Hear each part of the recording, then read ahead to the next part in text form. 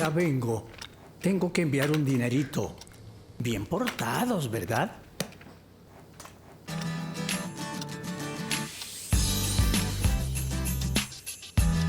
Vaya, ya estuvo. Ahora hacer transferencias a otros bancos es más rápido y sin costo con la app Davivienda. Así de fácil. Davivienda, una multilatina en El Salvador.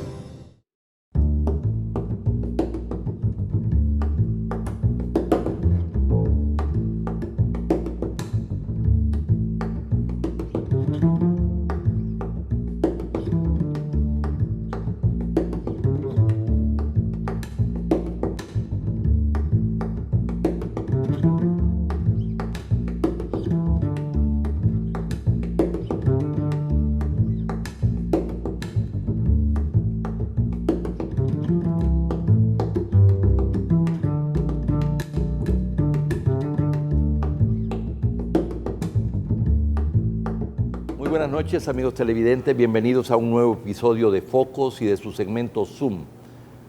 Quiero comenzar deseándoles un buen año 2018 a toda la audiencia de Focos. Balance político 2017 y perspectivas electorales 2018 es el tema que nos ocupa. Con este tema iniciamos nuestra primera entrevista del año en Zoom, haciendo un balance sobre la situación económica, fiscal, financiera, hablando un poco de seguridad pública y derechos humanos, sobre el hartazgo ciudadano respecto a los partidos políticos y sobre las proyecciones electorales en los 2 próximos años. Para ello he invitado al sociólogo y analista político Joaquín Aguilar, a quien le damos la más cordial bienvenida. Bienvenido, Joaquín. Gracias, Alberto. Un gusto estar aquí en tu programa y un saludo a toda la audiencia para este 2018. Joaquín Aguilar, sociólogo con maestrías en Administración de Empresas y Ciencias Políticas, con estudios doctorales en Relaciones Internacionales en España, ha sido profesor universitario, investigador, consultor de organismos e instituciones nacionales e internacionales y fue gobernador departamental de La Libertad del 2009 al 2014. Joaquín, tú has hecho muchas investigaciones y has escrito muchos trabajos académicos, pero tienes una característica que te hace diferente a muchos intelectuales y analistas. Tú te expresas periódicamente a través del tuit y lo haces de una manera analítica, conceptual e intelectualmente. Yo diría que, entre otras cosas, tú eres un intelectual tuitero que hace tweets intelectuales. Eres una especie de sociólogo, filósofo del tuit. ¿Cómo comenzaste y desarrollaste este nuevo género del tuiteo en El Salvador? Bueno, primero, Alberto, no creo, te agradezco todos los epítetos y calificativos que me das, pero en el fondo yo comencé con esto porque me parece que en el país hay poco análisis en las redes sociales de la realidad nacional. Y lo poco que se escribe, digo, aparte de la catarsis que la gente puede hacer, lo poco que se escribe está generalmente ladeado según la visión ideológica o según la militancia política o según el credo religioso. Entonces yo traté como de ser sincrético en lo que estaba ahí exponiendo y tratar de poner a prueba un poco los conceptos que en mis pequeños estudios he hecho para aplicarlos al país. Eso es lo que traté de hacer porque creía yo que no hay acá en el país, y no me estoy comparando, ¿verdad?, tweets como los que puede hacer Fernando Savater en España, no sé si lo conocen, ¿verdad? Claro, Que escribe mucho, un gran filósofo, y es muy puntual en lo que dice. O como Antonio García Trevijano, un politólogo español, crítico, por cierto, del sistema político español, que te escribe puntual y sobre un concepto. Claro, ellos están a años luz de lo que yo puedo hacer acá, pero entonces yo lo que intento es Pero como, recibiste una inspiración de sí, ellos. digamos que al leer sus tweets dije, se puede hacer esto para el país, pero alguna gente me dice, mira, tus tweets no los entiende alguna gente, y lo importante es que la gente se quede pensando qué quiso decir, ¿verdad? Bien, efectivamente son tweets muy concentrados, son conceptuales, pero yo quiero leer algunos para que nuestra audiencia se dé cuenta de qué estoy hablando. Producir es el eje de la política económica, repartir de lo social. Lo primero sin lo segundo genera desigualdad y al revés, insostenibilidad. Es difícil erradicar la pobreza sin producir riqueza y si esta, a su vez, y sin esta, a su vez, no se regula. Y si esta, a su vez, no se regula. Vamos a ver. Lo primero compete al mercado, lo segundo al Estado. Los límites del país que viene están en el país que venimos, del que venimos, fracturado por dos visiones opuestas, aún vigentes en las nuevas generaciones. Vamos a leer otros tweets cuando estemos desarrollando los temas, pero yo quería comenzar por allá porque yo no uso tweets, es otra de mis limitaciones, tal vez algún día lo hago, pero tengo el privilegio de que tú me los mandas, ¿verdad?, por el Facebook, el Messenger de Facebook, y por eso los leo con frecuencia. Comencemos entonces por la parte económica, fiscal, financiera. En el 2017, El Salvador entró en un impago porque los partidos políticos no lograron ponerse de acuerdo. A última hora lograron llegar a un acuerdo de la reforma del sistema de pensiones, que el FMLN, por cierto, decía que era el principal problema del tema fiscal. Resulta que el déficit fiscal para el presupuesto 2018 es bien alto, ¿verdad? No pareciera haber acuerdo para ver cómo se financia. Resulta que no va a cambiar absolutamente nada de cara a ampliar la cobertura de las pensiones privadas y por de pronto no se ha resuelto nada. Bueno, mira, Alberto, yo creo que aquí en el país, en el ejemplo que tú estás poniendo específico, hay un aspecto que destaca. Primero es que los partidos políticos, cuando están en el ejercicio del poder y en el juego del poder, no están pensando en una visión de país a largo plazo, sino que están pensando en las próximas elecciones, tanto el que se opone como el que propone. Un ejemplo concreto, cuando empezó todo esto del debate de la reforma fiscal en el 2016, la apuesta de Arena era decir, miren señores del FMLN, gasten menos en política social, porque eso se come el presupuesto. Y el FMLN empezó a decir, señores de Arena, entonces hay que subirle más a los que más tienen. Entonces ahí estaba planteada ya la disyuntiva. Yo quiero que ustedes gasten menos en política social y estos me dicen a mí que paguen más los que tienen más. El punto entonces es que se iba a resolver respetando esas dos cosas, ¿verdad? Vamos a establecer un acuerdo donde los que tienen más, no paguen más, pero a cambio de que ustedes no nos toquen nuestra política social. ¿Por qué? Porque el FMLN, como un partido de gobierno que tiene unas elecciones enfrente y todo el que llega al poder, su misión es retenerlo, en ningún momento está pensando en entregarlo. Entonces, miren, la política social, buena parte de la base de cara a las próximas elecciones. A estas que vienen en unos meses, que son las legislativas y municipales, y a las del próximo año 2019, que son las presidenciales. Y muchos dirán, mira, el FMLN está caído, el FMLN está desgastado. Todo eso puede tener un porcentaje de validez, pero lo que no se puede negar es que la base social creada a través de las políticas sociales en 8 años son una fortaleza del FMLN en el poder.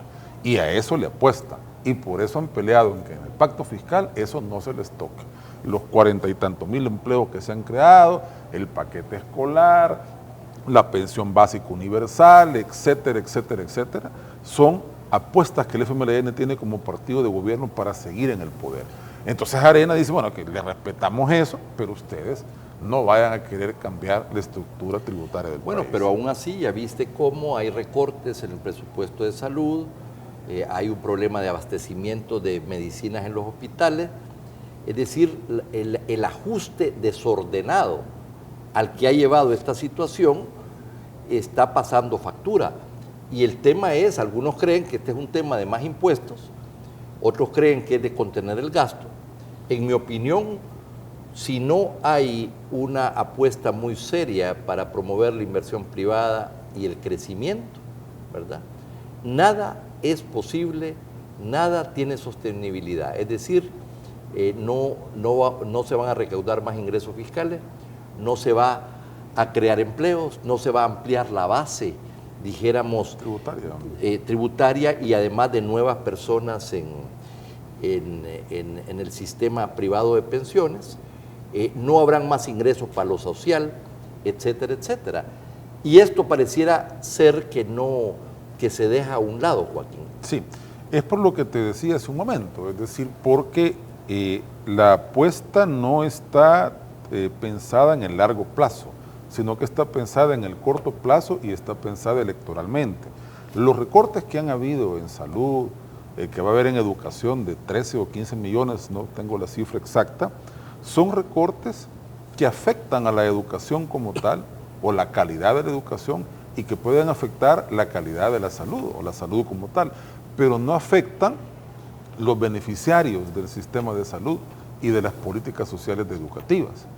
Entonces, ¿por qué? Porque eso es como la parte electoral del programa, es como la parte electoral de la política fiscal, de la política social. En cambio, lo que tú planteas como analista, pues es una visión de largo plazo, es decir, aquí tendría que apostarse a una inversión privada que genere más crecimiento y como tal más cotizantes a las AFP, más cotizantes al Seguro Social, más contribuyentes al fisco, etcétera. Pero eso ya es una apuesta que implica ceder en ciertos aspectos que hoy por hoy no está en la agenda de los partidos. La Sala de lo Constitucional ha sido sigue siendo objeto de controversia, ciertamente entre el partido oficial, el gobierno y sus miembros, y bueno, hay críticas, ¿verdad?, que de algunos sectores que dicen que dicho tribunal no puede dictar políticas públicas o legislar, que se les ha pasado la mano en varios sentidos. ¿Cuál es tu valoración sobre la actuación de la Sala? Bueno, mire, yo creo que la Constitución establece los tres poderes o tres órganos del Estado, como se suele llamar ahora, y en un video que circuló el año pasado, donde el doctor Ricardo González Camacho, diputado constituyente del 83, explicaba la creación de la Sala de lo Constitucional en esta Constitución que ahora está vigente. Si las fracciones en la Asamblea Legislativa, que son el resultado de una elección, de una cantidad de votos, se entendieran como tal, probablemente la Sala no estaría corrigiendo la plana a cada momento. Pero como en el quehacer legislativo y en el juego del poder legislativo, en el balance del poder legislativo, funciona mucho la aritmética legislativa, la componenda, tú votas conmigo en esto y yo voto contigo en esto, lo que yo te puedo dar no te lo puede dar el otro, que es el segundo o el primero en votos. Entonces se comienza a saltear una serie de procedimientos, una serie de normas, que los abogados te lo puedan explicar mejor, yo no soy abogado, y a esto es algunas cosas que la Sala está corrigiendo.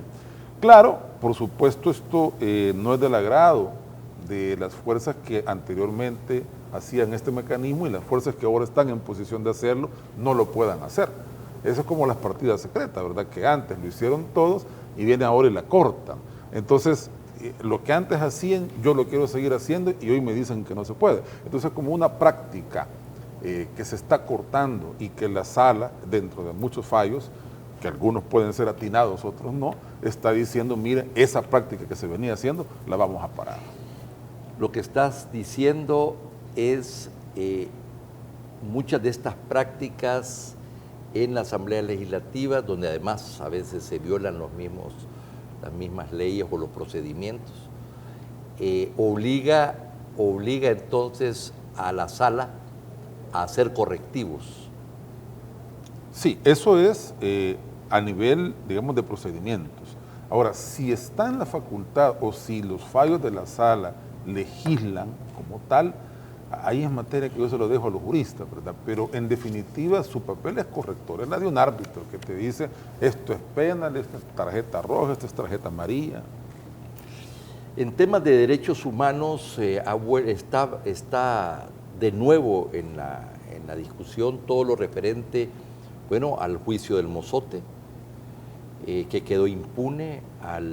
De nuevo se ha abierto el caso de los jesuitas asesinados y su colaboradora e hija. El coronel Montano fue extraditado pues a España, ¿verdad? Y este tema está en el debate, además precisamente de los temas extra de ejecuciones sumarias, señalando a la Policía Nacional Civil en esto. Esto es un tema delicado, el Alto Comisionado de los Derechos Humanos se ha expresado, la misma Procuraduría. Es un tema de preocupación. ¿Cuál es tu valoración sobre algunos de estos aspectos? Los acuerdos de paz de Chapultepec solo resolvieron una parte de las causas del conflicto armado. El conflicto tuvo dos causas y el presidente Cristiani en su discurso en Chapultepec lo dijo: la injusticia estructural, económica, y la falta de espacios políticos para poder dirimir las contradicciones. Los acuerdos resuelven una parte de lo segundo y se crea la Procuraduría, el Tribunal Supremo Electoral, pero no toca nada del tema estructural. Y es eso lo que generó violencia. El tema estructural y los temas de las graves violaciones a los derechos humanos. No los toca. Entonces, hay dos cosas. Uno es, lo económico genera violencia en los 80 y con los acuerdos, al no tocar eso, la violencia no se radica con los acuerdos, solo se transforma y pasa de ser violencia política a ser violencia social después de los acuerdos de paz. Segundo, en este país los acuerdos de paz no generaron, como en muchos otros, un periodo de posguerra. Entonces, esta es una guerra bastante extraña. Aquí no hay héroes ni mártires. Si tú te fijas así en los dos bandos, no te pueden decir, estos son héroes del proceso y estos son mártires. No hay. Quedaron como en el vacío. Entonces, 25 años después, se comienzan a abrir todos esos casos, precisamente por eso, porque no hubo posguerra y porque no se dio un espacio para héroes y mártires. Tenemos que ir a un corte comercial. No nos cambien.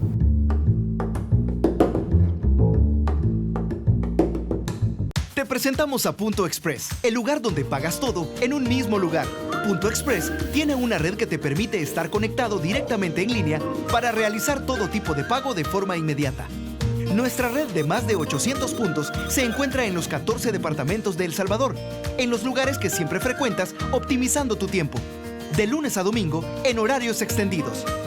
Sin colas, sin recargos, sin tanta vuelta. En Punto Express, pagas todo, ganas mucho.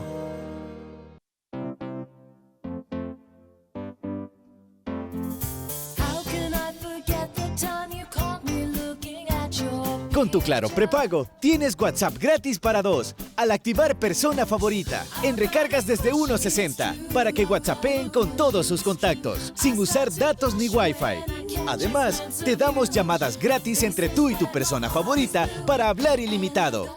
Recarga tu Claro prepago ahora. ¡Claro que sí! Desde 1956, Aves, Asociación de Avicultores de El Salvador, trabaja por mejorar la productividad, eficiencia y competitividad de la industria avícola, garantizando seguridad alimentaria a la población a través de productos nutritivos y de primera calidad. El pollo y huevo contienen alto valor proteico, indispensables en una dieta balanceada. Aves, 60 años brindando nutrición a las familias salvadoreñas.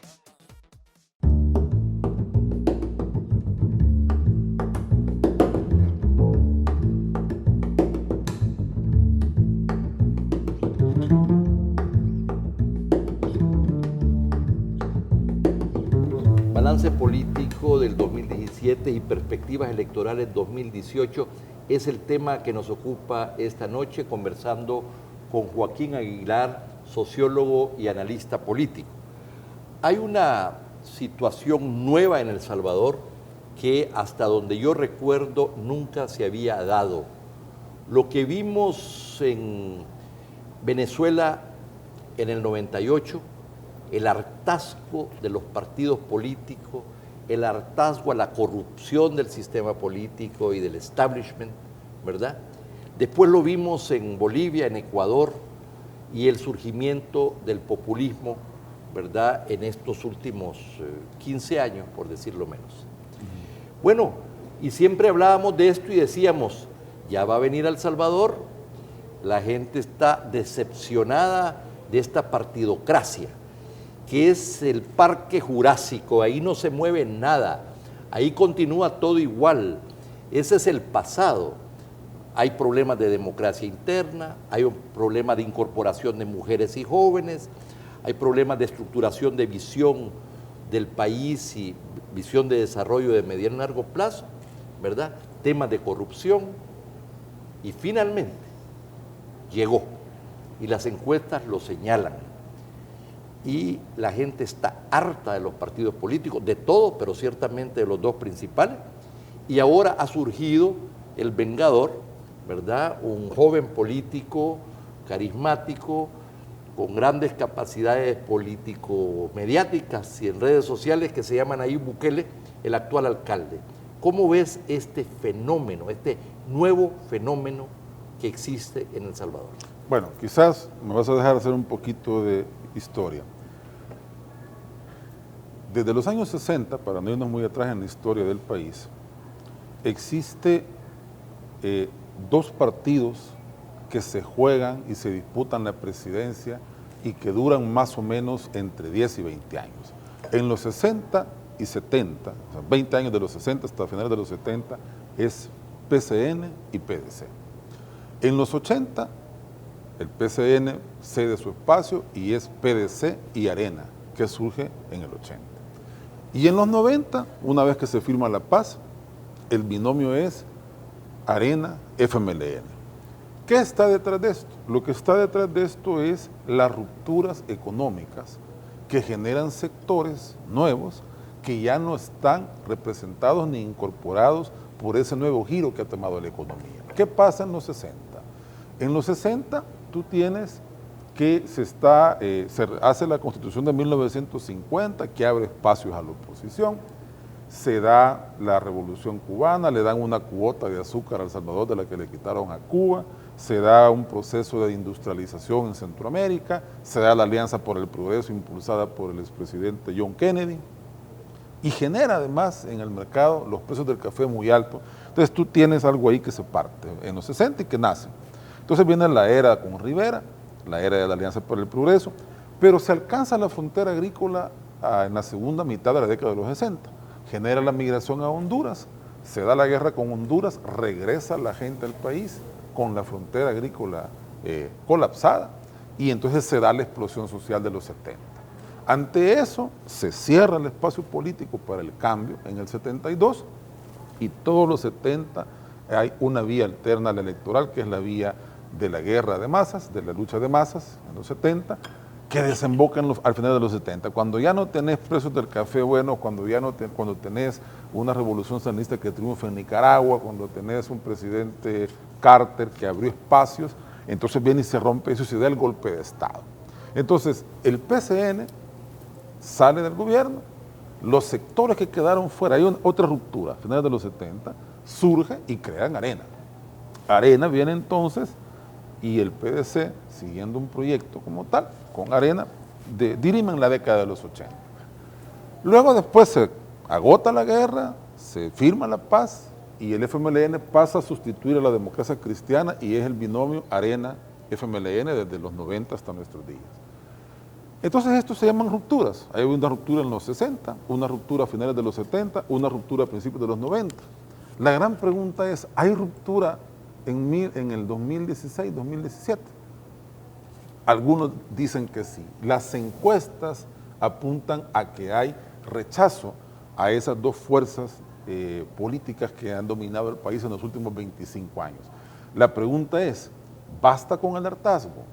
Voy a poner un ejemplo así, poco mundano.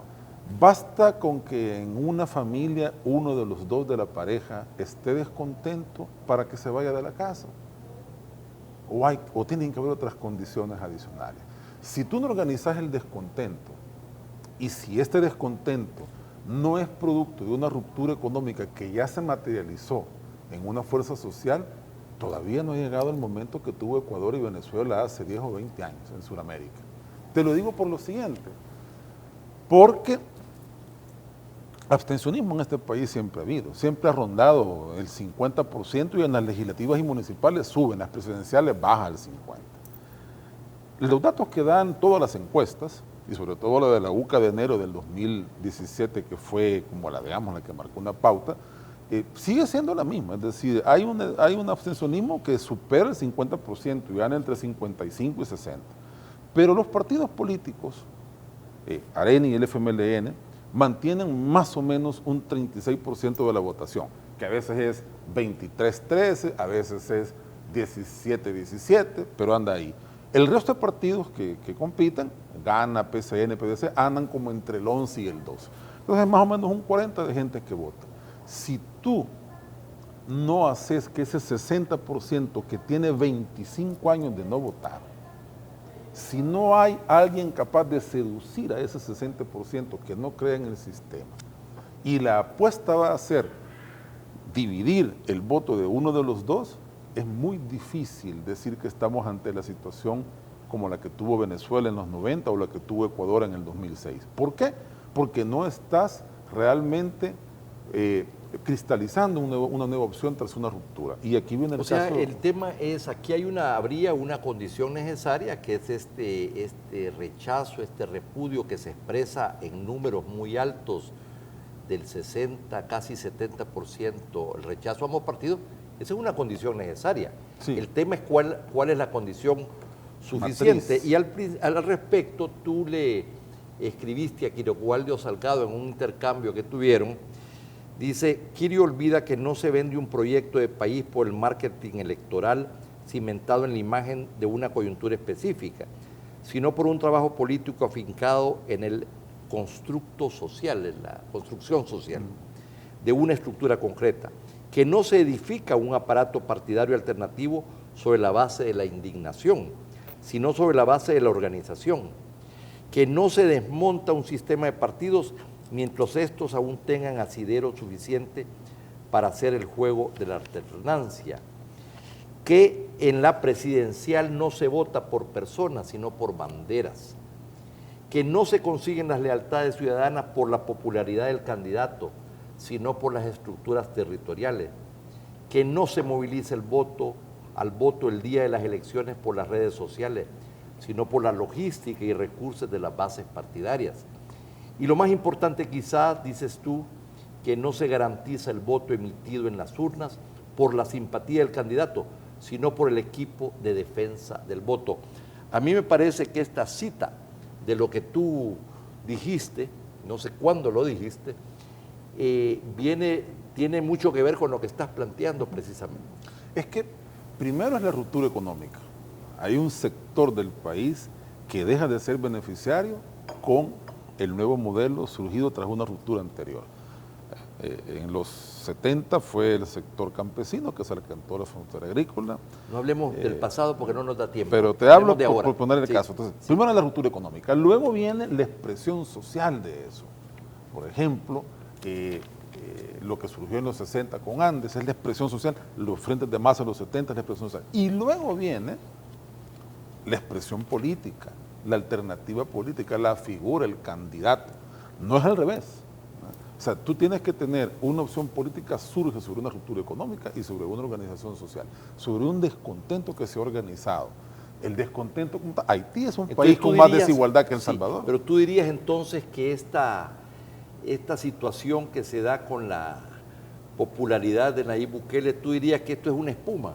No le diría. Sí, yo creo que Nayib, el ser humano tiene la tendencia a seguir a alguien, a inspirarse en alguien. Eso es así.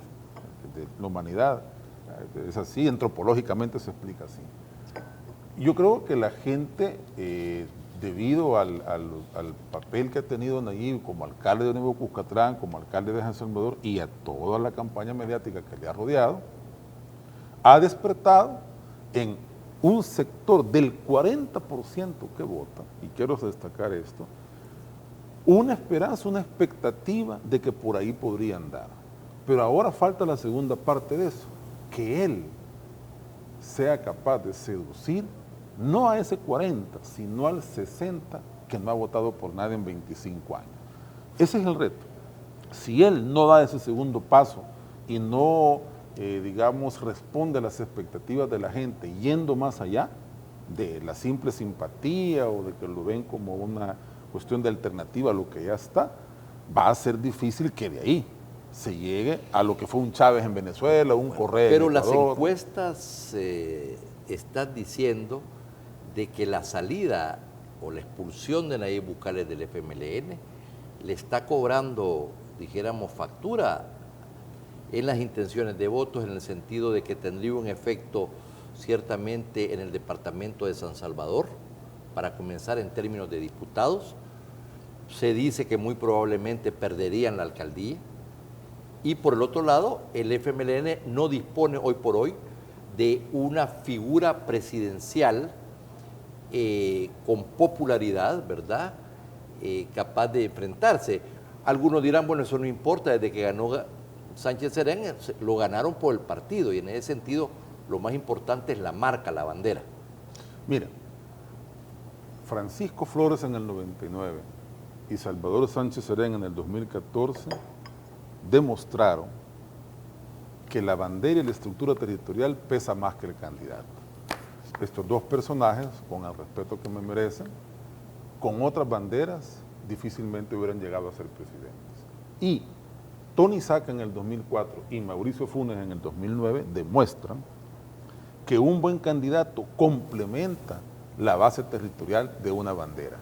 Por eso yo creo que en el FMLN no es tanta preocupación si el candidato, si la persona arrastra, es popular o no, porque su apuesta es la estructura territorial. Lo mismo en Arena. Muy bien. ¿Cómo estás viendo las proyecciones de las elecciones legislativas y municipales del 2018 y eventualmente las presidenciales del 2019? Tenemos 3 minutos máximo. En el 2018, Alberto, se va a seguir definiendo entre el 40%, porque lamentablemente la expresión política que Nayib Bukele está empezando a crear no va a participar en el 2018. Ya no le dan los tiempos electorales. Entonces lo que ahí resulta va a ser más o menos lo que ha resultado en el 2014, en 2015, perdón, en 2012. Una asamblea donde Arena y el FMLN sumados hacen mayoría absoluta, Arena con un grupo hace mayoría relativa, el Frente con otro hace mayoría relativa. El Frente va a andar 2, 3 diputados menos, un diputado más, Arena va a andar 2, 3 más, 3 menos, más o menos va a ser la misma configuración. Por de pronto las encuestas le dan a Arena una proyección un poco más favorable, sin embargo pareciera que no ha capitalizado el desgaste del gobierno y del FMLN. Exacto, Arena tiene dificultades para capitalizarlo, pero con su voto duro y con... ¿Sabe cuál es la ventaja de Arena y el Frente? Es que el 60% que no vota no se decanta por ninguno de ellos dos. El reto para el 2019, para avanzar en el tiempo que me has dado, es que Nayib, de participar en esas elecciones, logre en 15 meses organizar ese descontento y crear un movimiento que trasciende ese 40% de la gente que ya vota y vaya a seducir, esa es la palabra, a un buen porcentaje de ese 60% que no vota. Así tú logras hacer diferencia. Vamos a ver si lograra llegar a ser candidato, ¿verdad? Porque hay muchos obstáculos en el camino. Primero tiene que tener partido. Primero tiene que crear un partido, puede ser que use algunos de los existentes, pero en cualquiera de los casos, si no lograra llegar en los 2 primeros lugares, puede ser el factor decisivo en inclinar la balanza. Siempre y cuando el voto que capitalice no sea solamente el voto que le ha partido a uno de los dos. Tony Saca en el 2014 le parte un 10% a Arena en la primera vuelta, que en la segunda vuelta, al ya no participar él, lo vuelve a retomar Arena. Y de ahí la diferencia es casi en la segunda vuelta. Si Tony Saca hubiera trascendido ese 10% que le quitó a Arena y algún otro porcentaje al FMLN y hubiera ido a capitalizar el 60 apático, la historia hubiera sido diferente. Ahí hubiera sido factor decisivo. Bueno, vamos a ver a quién va a elegir, quién saldrá electo en los próximos meses como candidato de Arena, si va a estar entre Calleja o Simán. Y por otro lado, Vamos a ver si va a ser Gerson Martínez el candidato del FMLN. Ya hay primeras encuestas sobre eso, pero para discutir de estas cosas te volveremos a invitar en algunos meses. Joaquín, quiero agradecer tu presencia en Focos esta noche. Gracias, Alberto, y gracias a la audiencia de este programa, muy visto, muy sonado y muy seguido en las redes sociales también. Mucho gusto. Mucho gusto. Y a ustedes, muchas gracias, amigos televidentes. Feliz año. No nos corte. Viene Prisma.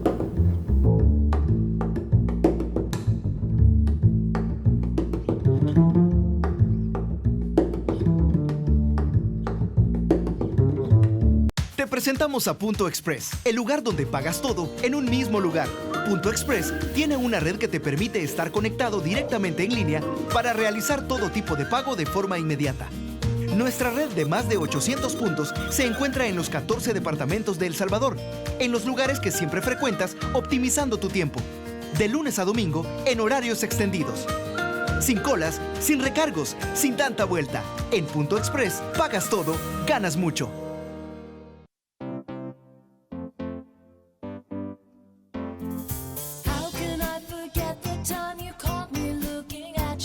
Con tu Claro prepago, tienes WhatsApp gratis para 2 al activar Persona Favorita en recargas desde 1.60 para que WhatsAppeen con todos sus contactos, sin usar datos ni Wi-Fi. Además, te damos llamadas gratis entre tú y tu persona favorita para hablar ilimitado. Recarga tu Claro prepago ahora. ¡Claro que sí!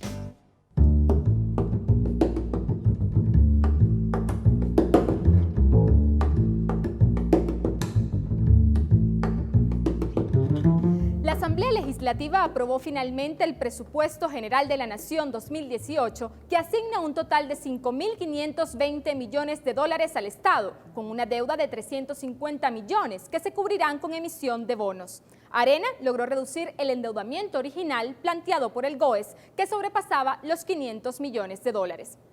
Sin embargo, una evaluación del Banco Interamericano de Desarrollo, presentada en diciembre a los diputados, sostiene que el presupuesto aprobado incumple los ordenamientos de la Sala de lo Constitucional. Recordemos que la Sala declaró inconstitucional el presupuesto 2017 porque violaba los principios constitucionales de equilibrio y universalidad, presentando gastos mayores a los ingresos previstos, lo que implicaba que estaba desfinanciado y requería nuevas aprobaciones de endeudamiento. En la misma sentencia, el máximo tribunal obligó a reformular los presupuestos generales para mantener los equilibrios en las partidas presupuestarias e incrementar la austeridad en las finanzas públicas. La Sala ordenó al Estado suspender la creación de nuevas plazas, salvo en áreas prioritarias como educación, salud y seguridad. No obstante, para este año y según datos de Hacienda, se crearán cerca de 2.500 plazas más que el año pasado. De estas, al menos 1.300 son en el rubro de empresas públicas y autónomas descentralizadas, fuera de las áreas prioritarias. Por ejemplo, destaca la Comisión Ejecutiva Portuaria Autónoma, CEPA, que incrementará en 1.100 sus puestos de trabajo. Los magistrados también demandaron la suspensión de aumentos salariales para plazas y contratos, pero para 2018 el Estado hará lo contrario.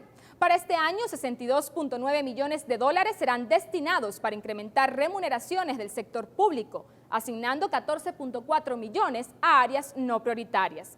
Las empresas autónomas y órganos descentralizados agrupan el 85% de este aumento.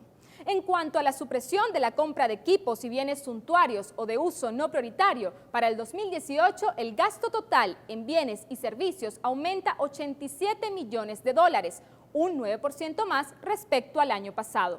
En la contratación de publicidad también se refleja un incremento. El Estado contempla 1.4 millones más respecto al presupuesto modificado de 2017. La sentencia de la Sala también solicita al Estado abstenerse de contratar nuevos seguros médicos hospitalarios, norma que sí cumple el Ejecutivo, que reduce su gasto en 2.2 millones de dólares, pero no el órgano judicial y las empresas públicas no financieras, que lo aumentan en 3 millones de dólares. No obstante, el presupuesto aprobado sí cumple con el dictamen constitucional en el uso limitado de viajes al exterior. De 7.4 millones ejecutados en 2016, pasaría a 5.7 millones proyectados para 2018.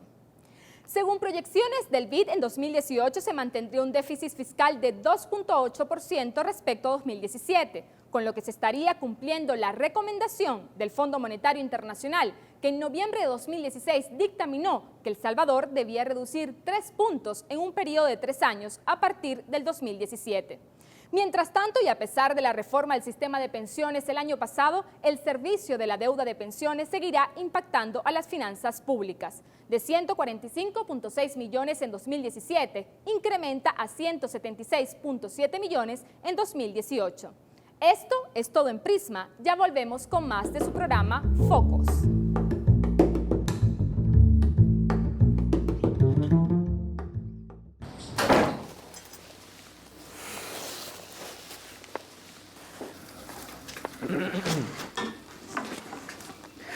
Mi amor, te amo. Se te olvidó apagar la luz, ¿verdad? Sí. Ahora el pago de sus servicios es tan fácil como tomar una foto con la app Davivienda. Así de fácil. Davivienda, una multilatina en El Salvador. ¿Quiénes somos? ¿Qué nos define? No somos lo que tenemos. No somos lo que prometemos. Somos lo que hacemos. Esforzándonos día a día, capacitándonos constantemente, contagiando optimismo, convirtiendo lo bueno en algo mejor. Sé el que hace. Inscríbete hoy. Hagamos la diferencia. Universidad Tecnológica de El Salvador.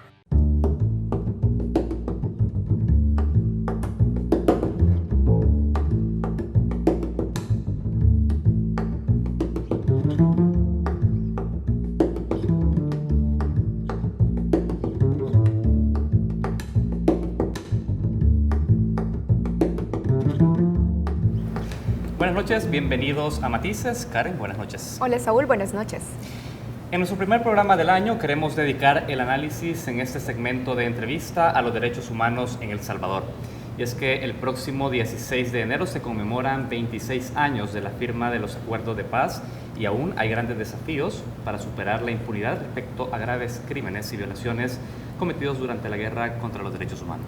Así es, y además es muy importante decir que en el último cuarto de siglo las instituciones del sistema judicial y en general el Ministerio Público salvadoreño han sido cuestionados por entidades como la Corte Internacional de Derechos Humanos y otras organizaciones preocupadas por la ausencia de una pronta y cumplida justicia para las víctimas de las violaciones del pasado. Por eso hoy nos preguntamos qué tiene que decir el derecho internacional sobre la situación de El Salvador, qué desafíos deben ser superados por las instituciones de justicia salvadoreña para poner al centro de este debate a las víctimas, cuál es el rol de la sociedad civil ante esto y los medios de comunicación, ¿por qué no?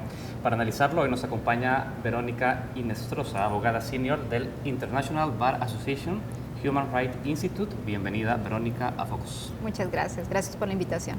Bueno, Verónica, bienvenida de nuevo. Queremos iniciar esta entrevista clarificando un poco sobre la organización para la que trabajas y también entender un poco cuál es el propósito de la visita a El Salvador. Entonces, vamos por ahí. ¿Qué es el International Bar Association y cuál ha sido su trabajo en el país? Gracias. Bueno, el International Bar Association, que en español la llamaríamos la Barra Internacional de Abogados, es una asociación a nivel mundial que reúne abogados y abogadas de todas las ramas del derecho. Tenemos 55,000 miembros, tenemos presencia global y también reunimos firmas de abogados y barras de abogados.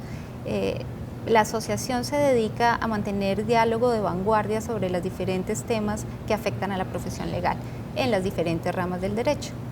Sin embargo, yo trabajo para una organización dentro de la Asociación Internacional de Abogados. Yo trabajo para el Instituto de Derechos Humanos.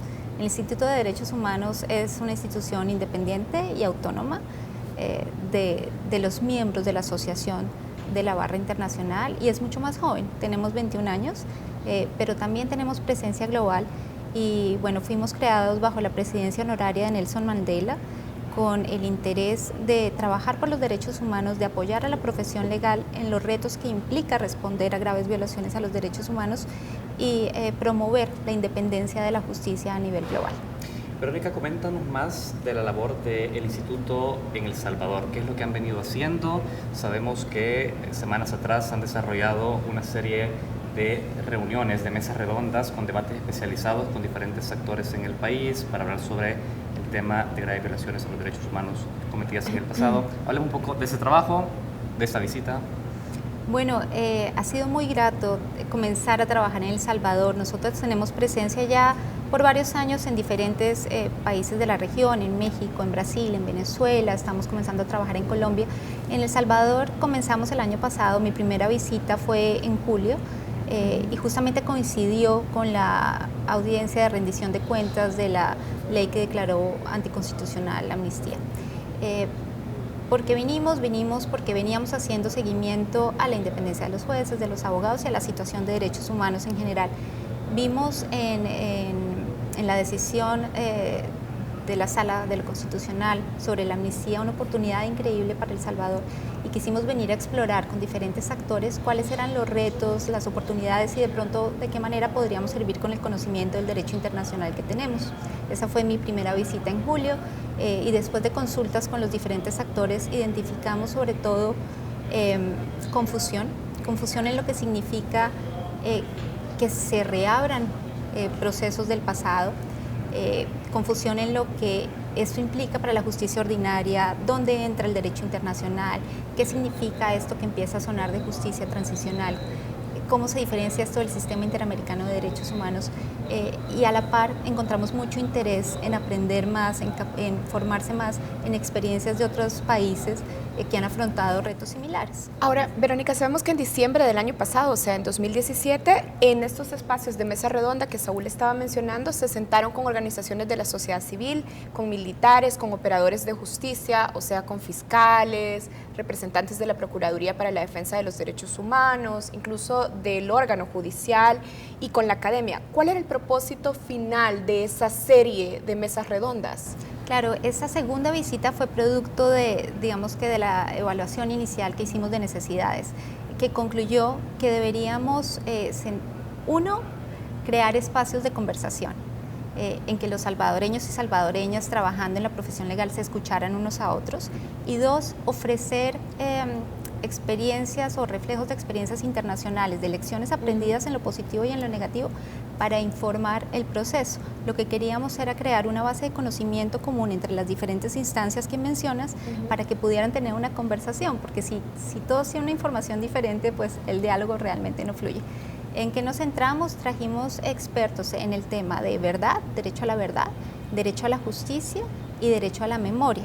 En el marco de la justicia transicional hay otros derechos, pero nos centramos en esos, con un enfoque de género y discutimos un poco lo que implica responder a esos derechos desde la labor de cada uno de estos actores. Muy bien, nos interesa a propósito de los actores hablar de uno en específico y es que en los últimos meses del 2017 tuvimos el seguimiento del juicio que se abre contra la masacre del Mozote de 1981 en El Salvador, pero también la solicitud que hizo el IDUCA sobre reabrir el proceso judicial contra los autores intelectuales de esa masacre en el 89. Hay un actor, la Fuerza Armada, que señala abrir estos casos y buscar responsables dentro de la institución armada no lleva a ningún lado, es reabrir heridas del pasado. ¿Cuál fue la experiencia que tuvieron con el sector militar en estas mesas de ronda? ¿Había apertura? ¿Había intención de querer aprender de esta materia y generar inquietudes? Sí, lo que percibimos en general fue interés por conocer mejor el fondo de la justicia transicional, de la justicia restaurativa, de entender la responsabilidad individual y estatal que implican las violaciones de derechos humanos. Sentimos que había una preocupación general por entender de qué podrían ser responsables si cometieran violaciones a los derechos humanos en el marco de su labor. Pero también sentimos muchísima apertura, de verdad que muchas preguntas, muchos debates, muchas inquietudes y percibimos la necesidad también de insistir en la base del derecho que está detrás de, digamos, estas decisiones que tú mencionabas en este momento. A veces sentíamos que la discusión no solo con ellos, en general se iba por la rama política. Digamos, queremos o no queremos, nos gusta o no nos gusta lo que está pasando. Entonces sí tratamos de enfatizar muchísimo cuál es la base legal la discusión. ¿Podrías explicar esto cuando se va más por la rama política que por la jurídica? Porque, digamos, para dejar claro de qué estamos hablando cuando identificas eso es un enfoque político, eso es un enfoque jurídico. Claro, cuando la reflexión está más sobre, ¿por qué están abriendo este caso ahora y no aquel? ¿Por qué se está, o si es que se está haciendo una campaña, una señalización alrededor de un actor y no del otro? Me parece, no me parece, me parece que debemos olvidar, no veo por qué ahondar en el pasado. Todos esos son comentarios o son referencias de nivel político, porque en lo legal no se trata de si me gusta o no me gusta, o de si es este o es aquel. Es de la responsabilidad estatal de investigar todas las violaciones, y que finalmente son obligaciones a las que responde El Salvador por decisión propia, ¿no? Responde a tratados y a normativas a las cuales se suscribió por voluntad propia, y que hacen que tenga unas obligaciones frente a las víctimas de ciertas violaciones. En estas intervenciones has mencionado ya un término, justicia transicional. ¿Podrías explicarnos qué es y cuáles son sus componentes? Claro que sí. Bueno, la justicia transicional es un término que surgió a la luz de dictaduras del Cono Sur, básicamente en la región, y que se expandió después a otros territorios, pero se le llama así a los procesos que buscan superar violaciones graves a los derechos humanos en un principio de dictadura para pasar a periodos de democracia en que se respeten esos derechos humanos, y más recientemente se ha ampliado a responder a conflictos armados en su transición a la paz. Entonces, la idea general es cómo hago frente a violaciones que se cometieron en el pasado, en el marco de alguno de esos contextos, que suelen ser masivas, que suelen ser sistemáticas, para garantizar que el país transite en su conjunto, como sociedad, en su marco legal, en su marco institucional, a uno de legitimidad y respeto de las garantías de los ciudadanos. Ahora, ¿cómo se articula la justicia transicional como concepto, como sistema, con sus elementos, con el sistema tradicional de justicia que opera en los países? Claro, eso es una pregunta muy interesante. Todos tenemos derechos humanos, y como ciudadanos todos tenemos unos derechos que han sido positivizados o están escritos en nuestros marcos legales, en nuestros códigos, en nuestras constituciones. Esos operan en todo momento y en todo lugar. Y estos componentes de la justicia transicional, que son verdad, justicia, reparación y no repetición, también llamados derechos de las víctimas, son un reflejo de estos mismos derechos humanos, pero que nos dicen, ojo, porque ya ha habido una violación inicial, tenemos que responder de una manera más integral para que realmente las heridas del pasado sanen. Y eso se hace a través de esto que se les llama también derechos de las víctimas. Entonces, básicamente se tiene que responder igual a la violación inicial. Digamos, hubo una masacre, entonces la violación son derechos a la vida, derechos a la integridad personal.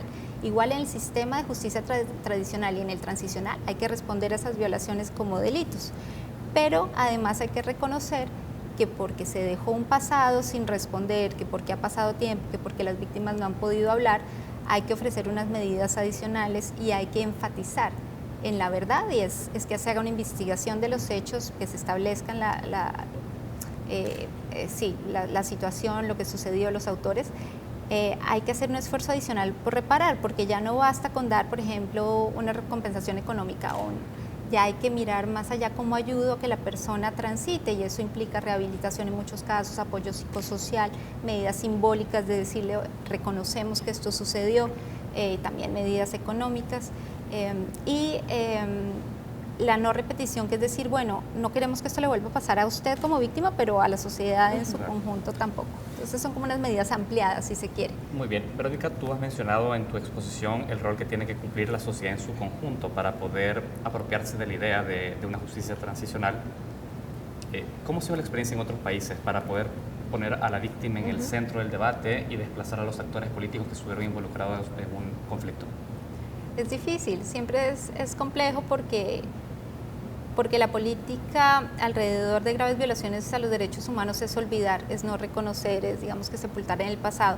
Y eso es lo que conlleva prácticamente es que no todos nos enteremos de lo que pasó, ¿no? Entonces está en las víctimas que lo padecieron, está en sus familias más directas, de forma muy consciente y está obviamente en los perpetradores. Cuando se empieza a buscar responder o se da la oportunidad de responder esas violaciones pasadas, la discusión suele ser así, entre perpetradores, entre víctimas, entre operadores de justicia, pero no con facilidad logra trascender al conjunto de la sociedad. Entonces no es sencillo, pero hay formas de involucrar a la sociedad si el discurso se vuelve más amplio, y ahí el papel de los medios, por ejemplo, me parece fundamental. ¿Cómo abrimos los ojos a que no solo las víctimas llevan un dolor por el silencio que digamos en tiempos de amnistía se ha dado, sino todos nosotros, ¿no? Como en este caso en El Salvador, la sociedad en su conjunto ha sido víctima, por ejemplo, de una obligación de olvidar, de no reconocer, y cómo nos involucramos todos para decir, este dolor no es de unas personas aisladas, este dolor es de todos, y de una u otra manera nos ha afectado. Entonces, claro, no es fácil, pero sí creo que la forma en que se comunica, la apertura del discurso, en que se centra la víctima y se habla de lo que sucedió y se cuestiona quiénes somos como salvadoreños, quiénes somos, qué nos hace salvadoreños, qué hace parte de nuestra identidad y cómo lo que sucedió nos ha marcado, pues es fundamental.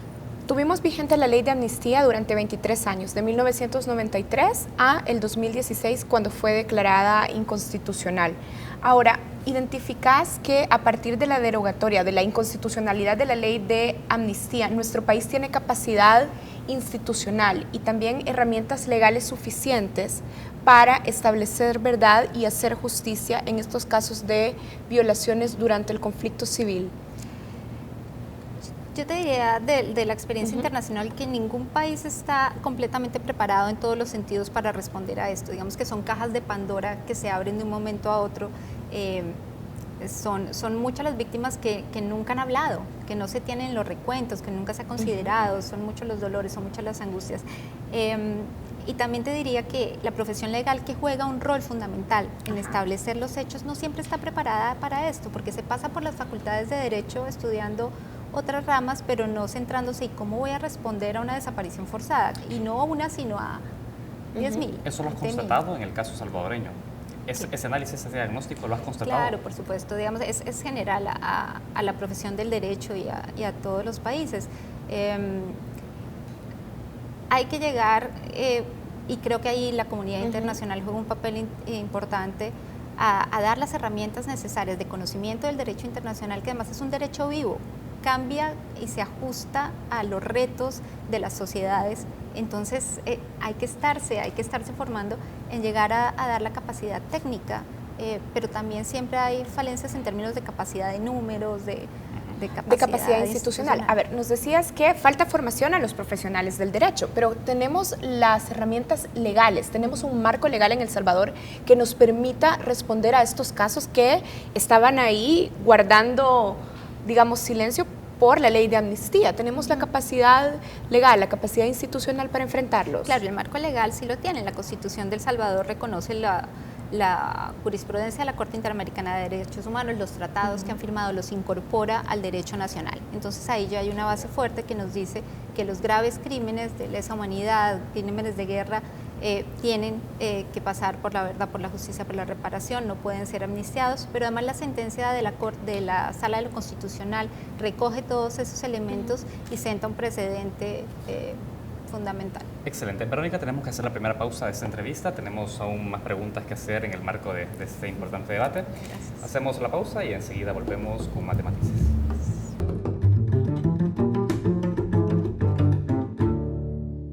El Banco Central de Reserva presenta Economía en 30 segundos.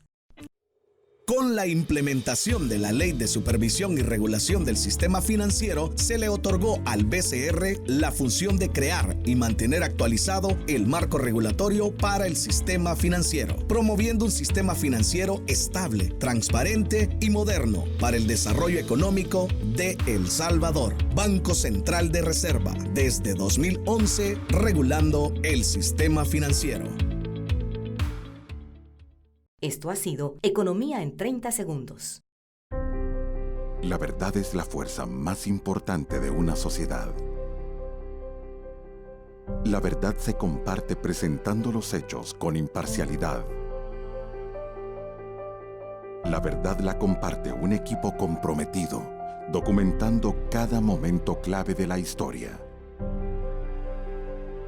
La verdad trasciende barreras y juntos tenemos el poder de compartirla. Compartamos juntos la verdad. Tu confianza en nuestro trabajo nos ha permitido compartirla durante 102 años. La prensa gráfica. Noticias de verdad.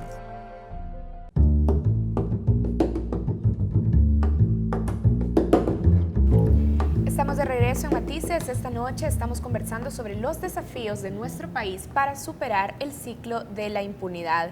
Y para esto estamos conversando con Verónica Inestrosa. Verónica Inestrosa es abogada senior del International Bar Association Human Rights Institute. Bueno, Verónica, ya en el bloque pasado estábamos hablando de cuáles son los retos para que se haga justicia y también articular la justicia transicional a los crímenes que hemos ido rezagando en la impunidad. Ahora, en nuestro país la ley de amnistía fue declarada inconstitucional hace 1 año y medio y hasta ahora solo se ha reabierto un caso, el caso de la masacre del Mozote ocurrida en 1981, y este proceso fue impulsado excepcionalmente por el juez de paz de San Francisco Gotera. Ustedes se reunieron con operadores del sector judicial en diciembre del año pasado. A partir de esa experiencia, ¿qué dirías que detiene a los operadores del sector justicia para tomar iniciativa o ser más ágiles reabriendo otros casos de crímenes que ocurrieron durante la guerra? No te podría decir que los detiene porque no tengo los detalles. Sin duda, en todos los casos, como decía previamente, hay una cuestión de capacidad, pero también no le corresponde solo a los operadores judiciales, le corresponde también a los abogados, a los representantes de víctimas, a las víctimas mismas que impulsan estos procesos. Y esto hay que darle tiempo porque no es, bueno, se cayó la amnistía, hoy todo el mundo vamos a aplicar. Hay en la profundidad de la posibilidad de recordar y de reconocer, hay una falta de confianza de la población entre las instituciones. Esto pasa en todos los países. Entonces, no es fácil y no se puede pedir que la gente de un momento a otro se acerque a pedir que se reabran sus procesos. Hay gente que ya no quiere, hay gente que no quiere volver a pasar por esto. A veces no es fácil entender cuál es la ruta de la justicia. Entonces, esto para decir que, bueno, que no es fácil, pero que no es solo responsabilidad de un sector y que por eso es importante hacer una invitación, un diálogo abierto en que se incluya a la gente y en la que se muestre que hay una decisión por mirar este pasado con seriedad y de respetar un poco a las personas que se acerquen a pedir justicia, ¿no?, en el proceso. Hace unos minutos tú confirmabas que estabas constatando en El Salvador unos vacíos de formación por parte del equipo técnico judicial en el país a la hora de atender graves crímenes contra los derechos humanos en el pasado. ¿Cuál debería ser, desde la recomendación de ustedes, la formación que debería tener el sistema judicial y el Ministerio Público salvadoreño a la hora de sensibilizarse en materia de crímenes sobre derechos humanos? Sabemos que en el país hay mucho tema por tratar del sistema judicial, pero en este caso particular, ¿hay como una propuesta de formación específica que debería de implementarse o cómo es que se busca en qué te capacito y en qué no? Bueno, la formación debe hacerse a lo largo de la cadena de justicia, entonces es cómo se documenta, cómo se recoge la información para mirar casos que no han sido aislados, además, no tienes una desaparición, tienes varias, no tienes una masacre, tienes varias. ¿Cómo comienzo a recoger información de manera que pueda empezar a identificar patrones, por ejemplo? Eso hace parte de la estrategia de investigación y de la estrategia de documentación. ¿Cómo voy guardando las pruebas? ¿Cómo voy uniendo lo que tengo? Ya en la parte de judicialización es entender qué estándares internacionales hay para cada crimen y para cada crimen también hay diferencias. Cómo se investiga un caso de tortura es diferente a cómo se investiga o cómo se judicializa uno de desaparición. y para esto hay protocolos, hay estándares internacionales, bueno, hay una cantidad de avances que facilitan la labor y que no siempre están a disposición de los operadores, pero también muchas veces porque están en inglés, digamos, hay muchas barreras ahí. Entonces es traer todo esto, y la otra parte que es muy importante es la sensibilidad social. ¿Cómo me aproximo a una víctima? ¿Cómo le hablo? ¿Cómo recibo su testimonio? Eso es crucial, porque si no se hace con sensibilidad, si no se hace con empatía, puedes revictimizar a la persona y puedes hacer que se retracte de hacer parte de ese proceso. Pero ahora lo tienes, digamos, tú has dejado muy claro cuál es ese deber ser en el momento de implementar esta formación, pero cuando tú tienes diálogos con los operadores de justicia, identificas que en uno de estos puntos hay una situación más grave que atender que otra prioritaria, digamos, la accesibilidad a los documentos, gente capacitada técnica para poder sensibilizar. O sea, ¿identificaste como algo en prioridad en esa visita? Yo diría que hay necesidades en todos los frentes, pero algo que nos ha llamado mucho la atención es la necesidad de trabajar en el enfoque de género.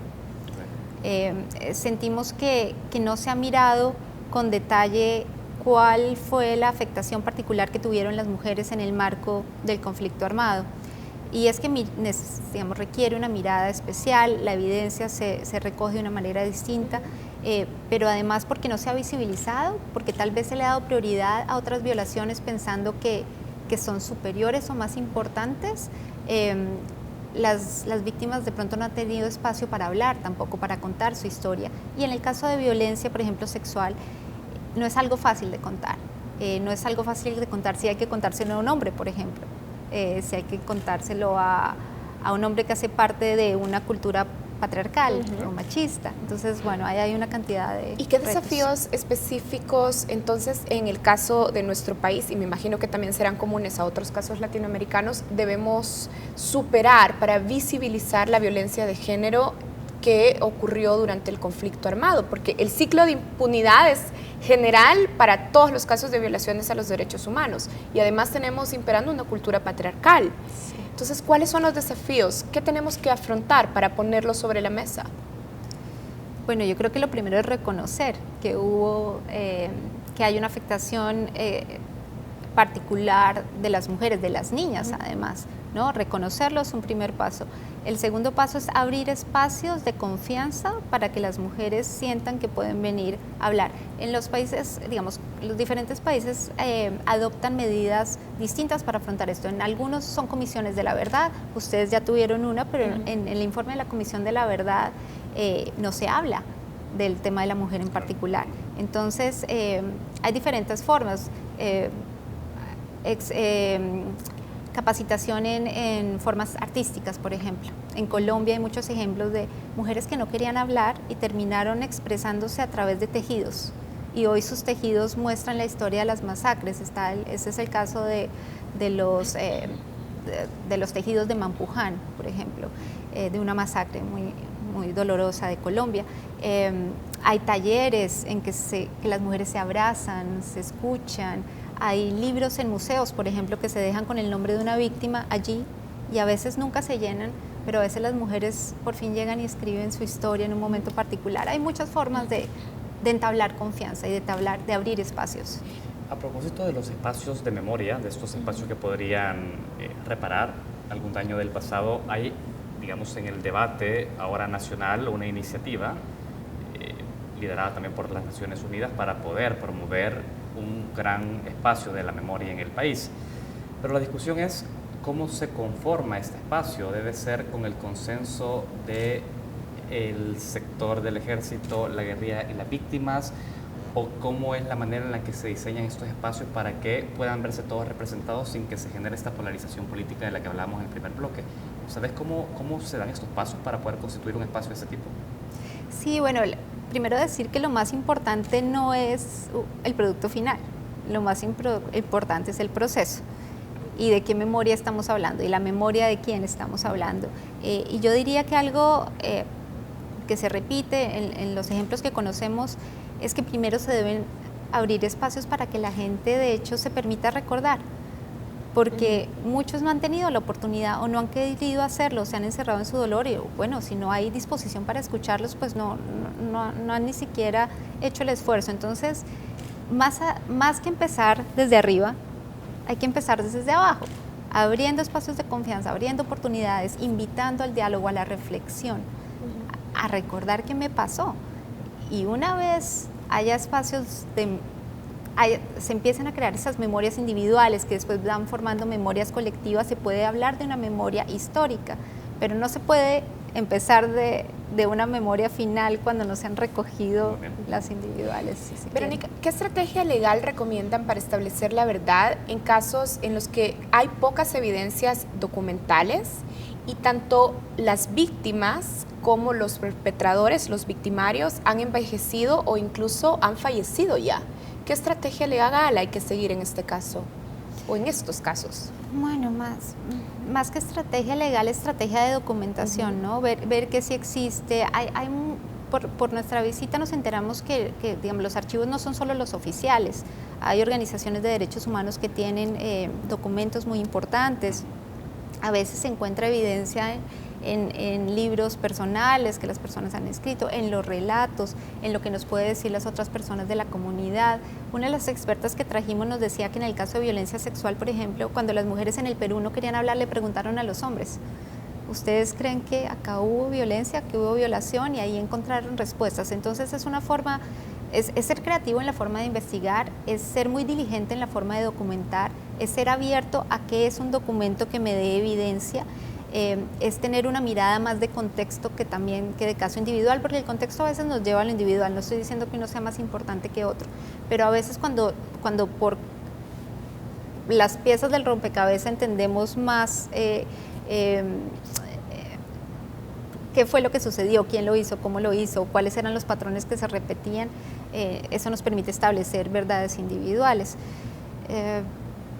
Sí, yo creo que lo más importante es mirar cómo se investiga, pero cómo se documenta. No hay detalle pequeño.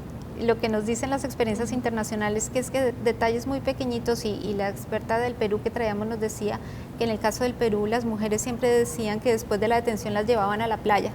Y todas, si nos tocaba ir a la playa y terminamos en la playa, y yo, no, pero ¿qué es la playa? Cuando vieron que todas decían que terminaban a la playa, que las llevaron a la playa, se dieron cuenta que era ahí donde ocurría la violencia sexual, pero ellas no lo podían expresar en sí misma. Entonces no hay detalle pequeño. Muy bien, tenemos que ir avanzando ya en la entrevista, estamos casi al cierre, pero retomando el aspecto sobre el rol de la sociedad civil, ¿cómo hacer visible la voz de las víctimas en un escenario donde predomina quien perpetuó este hecho? Es decir, cómo al final de una masa muy amplia de víctimas sobre una gran masacre puedes hacerla visible ante la sociedad para que esa voz sea legítima y se centre el debate sobre esto. ¿Hay una experiencia que se pueda recuperar o alguna lección aprendida sobre eso? Bueno, las cortes internacionales suelen recomendar en el marco de reparaciones simbólicas que se creen monumentos, que se creen que se restituya el buen nombre, que se enseñe en los colegios, que se incluya en los manuales de formación lo que pasó y que se recoja esa verdad. Yo creo que eso es muy importante, comenzar a incluir esto en lo que se aprende en el colegio, en lo que te enseñan. Yo no sé acá, en Colombia yo nunca aprendí del conflicto armado en mis años de colegio, eso es una forma. Pero la otra es, de nuevo, desde el discurso, y desde cómo se habla de justicia transicional, incluir a toda la sociedad. Y en cada proceso y en cada paso de la justicia, escuchar qué quieren las víctimas. Tú decías en algún ejemplo al comienzo, tal vez en nuestra discusión anterior, que se pueden dar concesiones en términos de justicia. Y tal vez esto es una reflexión interesante para cerrar. Lo más difícil de la justicia transicional es encontrar el balance justo entre verdad, justicia, reparación y no repetición. Pero ese balance justo no lo da la sociedad. Es el balance con el que la sociedad puede vivir, y principalmente las víctimas, con el que dice: yo siento que aquí se hizo justicia y yo puedo transitar. Entonces eso es un diálogo nacional. Verónica, una pregunta final. ¿Qué consecuencias se advierten para sociedades como la nuestra, como la salvadoreña, que arrastran ciclos de impunidad? Es decir, ¿cómo vinculamos el peso de haber puesto una lápida a estos casos de violaciones a los derechos humanos del pasado con las consecuencias que tiene nuestra sociedad hoy? Bueno, la impunidad reproduce impunidad. La Corte Interamericana de Derechos Humanos ha sido clara en decir que cuando hay impunidad hay dos efectos, uno familiar y uno social. Las familias víctimas o las víctimas directas no consiguen claridad sobre los hechos, sobre qué sucedió con sus seres queridos, la verdad de dónde están, pero la sociedad en su conjunto se ve afectada porque se queda viciado su sistema de justicia. Y una consecuencia clarísima que yo creo que nos la da en la experiencia del Cono Sur es que cuando hay impunidad en un momento particular, esto no garantiza que exista. El pedido de justicia se reabre en algún momento. Claro. La generación siguiente, la siguiente, un ejemplo clarísimo es Argentina, Chile, y bueno, el pedido de justicia a las víctimas al final siempre se hace latente y eso obliga a abrir procesos de nuevo. Muy bien. Verónica, queremos agradecer tu tiempo con Focos. Ha sido muy ejemplarizante lo que has venido a decir esta entrevista. Muchas gracias. Gracias. Bueno, muchísimas gracias a Verónica Inestrosa. Verónica Inestrosa es abogada senior para Latinoamérica del International Bar Association, específicamente el Instituto de Derechos Humanos de esta asociación. Hemos hecho un listado junto a Verónica de los desafíos que nuestro país tiene que superar para romper el ciclo de la impunidad y construir la verdad, pero todavía tenemos más contenidos en Focos, así es que quédense con nosotros.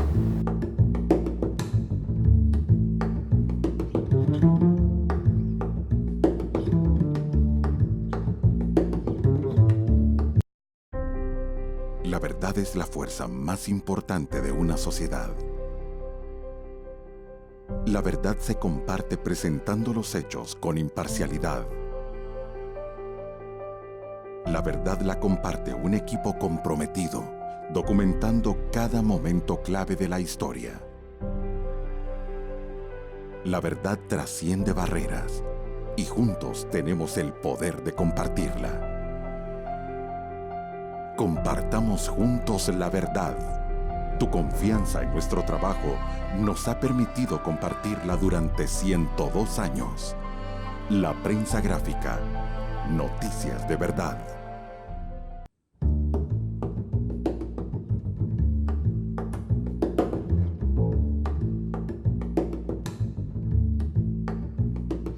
¿Qué tal? Un saludo de Año Nuevo desde Washington. Soy Muni Jensen de Altamar y con mi compañero Peter Schechter vamos a comentar hoy el personaje del año 2017, aquel hombre o mujer que ha dominado los titulares durante todo el año. Pero espérate, Muni, porque también quiero que absolutamente comentemos sobre el desastre del año, aquel hombre o aquella mujer que realmente no la hizo bien en 2017. Vamos en mi candidato primero, que es el presidente de Estados Unidos, Donald Trump, pertenece a ambas categorías, Peter, porque a pesar de haber tenido su propia cantidad de desastres y una popularidad bastante baja comparada a sus antecesores, ha tenido unos logros importantes. Donald Trump pasó antes de fin de año su reforma de impuestos, logró esquivar, y eso es muy importante, una enorme investigación sobre su trama rusa y ha seguido siendo el gran sobreviviente en Estados Unidos y el gran protagonista de la política mundial.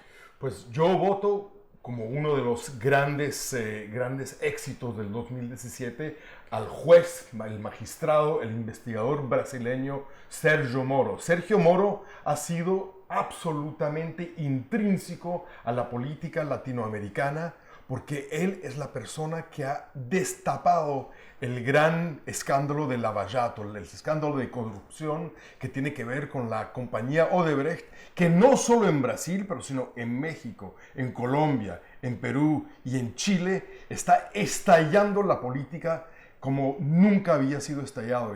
Hay investigaciones por todos lados, pero ¿quién empezó la investigación? ¿Quién la hizo destapar completamente? Es Sergio Moro. Eso es uno de mis candidatos para el 2017 como el gran hombre. Yo tengo la gran mujer, Angela Merkel, que se gana los méritos por continuar siendo la canciller alemana después de un año difícil y turbulento donde tuvo dificultades en formar su gobierno y sin embargo sigue viva, sigue ahí. Su política de refugiados no ha sido popular, pero aquella persona que la revista Time nombró personaje del año en 2015 sigue a bordo y con el timón de Europa en su mano. Bueno, y mi otro candidato para como gran hombre del 2017 es el presidente ruso Vladimir Putin. Vladimir Putin, que no obstante es el presidente de una economía que se está achicando porque el precio del petróleo está mucho más bajo, de una población que también se está achicando porque los rusos no tienen más bebés. No obstante eso, sin embargo, él, con los sueños de volver a una gran y potente Rusia, está dominando por todos lados. Ha ganado su enorme apuesta en los Estados Unidos, ayudando a través de las redes sociales, ayudando a la elección de Donald Trump. Quién sabe, con colusión de Donald Trump o sin, pero bueno, total, ha ganado su candidato, ha ganado en el Medio Oriente, donde él domina la discusión sobre Siria. Es absolutamente el hombre fuerte de Rusia, no hay nadie que lo pueda sacar en los próximos años. Yo creo que realmente, para mí, Vladimir Putin tiene mi voto como el hombre del año del 2017. El antihéroe, y también hemos tenido una serie de desastres políticos a nivel mundial. Afortunadamente no tantos en América Latina, pero sí en Europa. Y empiezo por el líder, el presidente de gobierno catalán, Carles Puigdemont, que hoy en día ha pasado el final de año en exilio en Bélgica tras un intento de formar un país de separatismo de la región de Cataluña desde España. Ese intento no ha funcionado, ha salido debilitado y su proyecto en este momento, en el mejor de los casos, está a la espera. Pues yo voto como mi desastre del año a la primera ministra británica Theresa May. La primera ministra británica solo ha hecho errores por todos lados. El primer gran error que ha hecho fue llamar a elecciones para fortalecer su posición. ¿Y qué pasó en esas elecciones? Solo perdió votos y debilitó su posición. Ella hizo una coalición con un partido extremista del norte de Irlanda, pensando que ellos iban a acatar a todo lo que ella quería, y sin embargo ese partido ha parado las negociaciones con Europa. Ella tiene el enorme reto de negociar una salida de Europa que hasta ahora no lo ha hecho bien, no obstante que se ha anunciado que han hecho progresos, pero tienen muchísimo y muchísimo por delante. Entonces, para mí, el gran desastre del 2017 ha sido la primera ministra Theresa May. Voten con nosotros y denos su opinión. ¿Cuál es el héroe? ¿Cuál es el antihéroe? El personaje del año 2017, y también esperaremos que para el 2018 haya más latinoamericanos y más mujeres en esa lista. Y les deseamos un muy feliz 2018 y hasta luego desde Washington.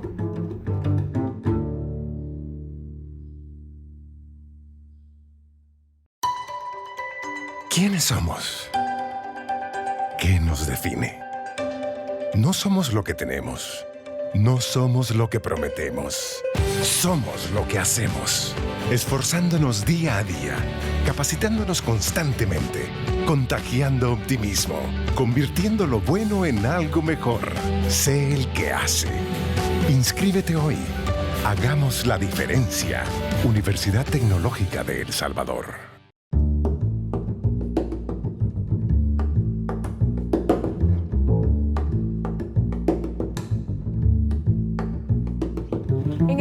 Del 2018, el Museo de la Palabra y la Imagen, el MUPI, nos presenta a un personaje femenino que llamó la atención de la sociedad salvadoreña en 1939.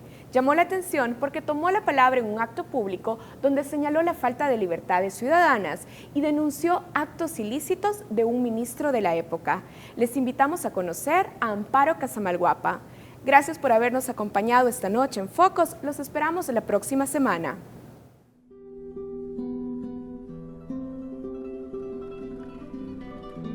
Es el 29 de agosto de 1939. En la Plaza Barrios se encuentran las autoridades capitalinas.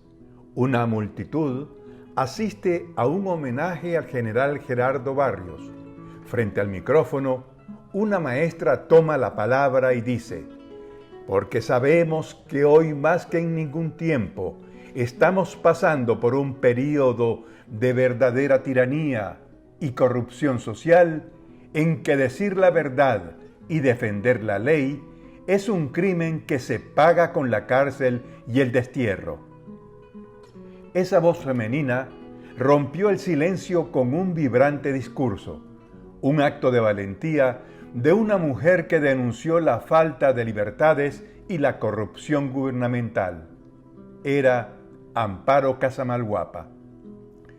A partir de ese discurso, el entonces ministro de Gobernación, Tomás Calderón le ordena juicio militar y Amparo tiene que huir por los caminos clandestinos, primero a Honduras, donde la auxilia Claudia Lars, y luego se marcha al exilio en México.